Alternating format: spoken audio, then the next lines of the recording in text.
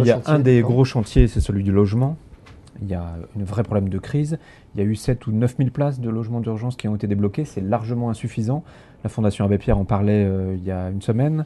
Alors, quelles sont vos priorités par rapport à ça? Alors, il faut distinguer l'hébergement d'urgence et du logement. Et ça, c'est important que dans la tête des gens, on comprenne bien.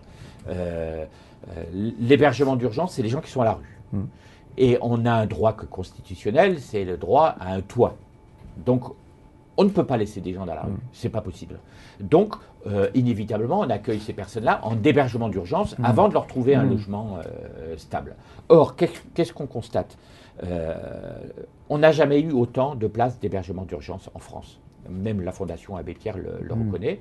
Le gouvernement a fait deux choses dans ce plan. D'une part, on ne ferme plus l'été les centres d'hébergement d'urgence, ils restent ouverts, puisqu'à l'inverse de ce qu'on pense, on meurt autant dans la rue l'été de chaud que l'hiver. Donc on a arrêté ce système, et le gouvernement a créé effectivement 7000 nouvelles places d'hébergement d'urgence. Et toujours saturé. Il n'y a pas une région de France qui n'est pas saturée en termes d'hébergement d'urgence, alors qu'en termes de logement social, il y a des endroits, il y a des places. Alors pourquoi ce problème? C'est qu'une partie des personnes qui sont à la rue aujourd'hui n'ont pas accès à l'hébergement, au logement social. Pourquoi ils n'ont pas accès au logement social? Parce qu'ils sont étrangers ou en demande de régularisation, demandeurs d'asile, et que la régularisation dure trop longtemps, ça dure 2 ans, 2 ans et demi, ou ils sont déboutés du droit d'asile, donc ils sont, je dirais, sans papier. Alors, ils sont sans papier et souvent pas expulsables. Parce qu'ils ont des enfants qui sont nés en France, parce qu'ils ont eu du travail, ils sont dans des situations sociales et humaines. Donc ces gens-là sont dans les hébergements d'urgence. Ça coûte très cher, ils sont souvent dans des hôtels, parce qu'on n'a pas assez d'hébergements des hôtels. Donc nous, notre priorité, c'est de dire qu'il faut essayer de résoudre ce problème-là. Alors est-ce que ça passe par la régularisation? Alors ça passe d'abord par une accélération de la demande d'asile. C'est qu'il n'est pas normal qu'on attende 2 ans et demi pour C'est souhaité par Manuel Valls. C'est souhaité par tout le monde. Donc vous nous dites, François Chirac, que pour lutter contre la pauvreté, il faut aussi toucher à la politique d'immigration. Et la politique d'asile. Attendez. Il faut d'abord faire en sorte que les gens n'attendent pas 2 ans et demi pour régler leurs problèmes de droit d'asile. Et le gouvernement s'est engagé d'essayer de le faire sur 6 mois. Après, au bout de 6 mois, où les gens sont régularisés, où les gens, après, c'est le gouvernement qui décide. Est-ce que les gens peuvent rester en France? C'est pas à moi de décider. Mais après, il y a tous les gens qui attendent.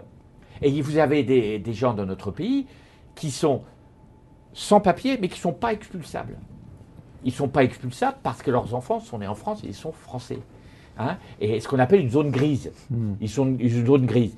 Et ces personnes-là, il faut faire en sorte qu'ils aient accès. Vous êtes capable de chiffrer le nombre de personnes qui sont dans cette zone grise? Par principe, c'est difficile, mais c'est des centaines de milliers de personnes qui sont dans cette situation-là.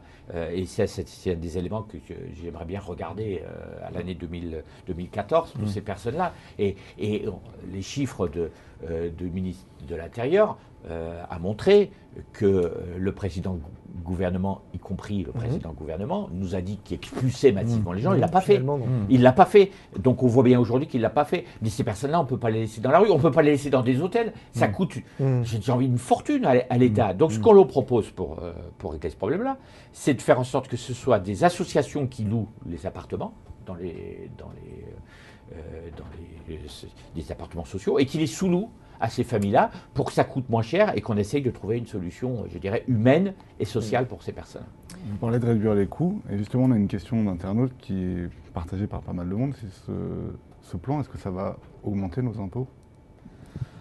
Écoutez, ça c'est... Le gouvernement est chiffré à 2,5 milliards sur 5 ans, le coût de ce plan.